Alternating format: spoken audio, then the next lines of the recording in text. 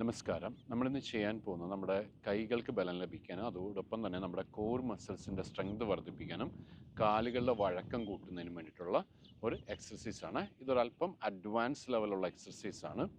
അപ്പോൾ നിങ്ങളൊന്ന് ട്രൈ ചെയ്യുക. ഒത്തിരി പുഷ് ചെയ്യണ്ട.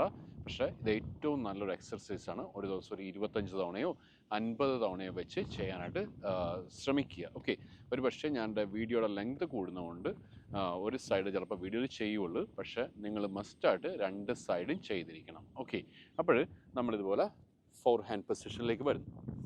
ദെൻ ഇവിടുന്ന് നമ്മൾ ശ്വാസം എടുത്ത് നടുവ് താഴ്ത്തി തല ഉയർത്തി, ശ്വാസം വിട്ടിട്ട് മുട്ടുകാൽ ഇതുപോലെ ഒന്ന് ഉയർത്തി, കാലിൻ്റെ ഹീൽസ് ഇതുപോലെ താഴെ മുട്ടിക്കുന്നു, നോട്ടം നേരെ കാലിൻ്റെ വിരലുകളിലേക്ക്. ശ്വാസം എടുത്ത് നമ്മുടെ വലത് കാല് മുട്ട് നിവർത്തി കാലിൻ്റെ പത്തി കൂർപ്പിച്ച് മുകളിലിട്ട് ഉയർത്തി. ശ്വാസം വിട്ടിട്ട് വലത് കാലിൻ്റെ മുട്ട് മടക്കി നമ്മുടെ ഹൈ പ്ലാങ്ക് പോസ്റ്റർ അഥവാ ദണ്ഡാസനത്തിലേക്ക് വരിക. ഒന്നേ നോട്ടം നേരെ താഴെ ഇരിക്കണം, അല്ലെങ്കിൽ ഒരല്പം ഒരു 2 അടി മുന്നിൽ, അല്ലെങ്കിൽ നോട്ടം നേരെ. വീണ്ടും ശ്വാസം എടുത്ത് ഇതുപോലെ ഉയർത്തി.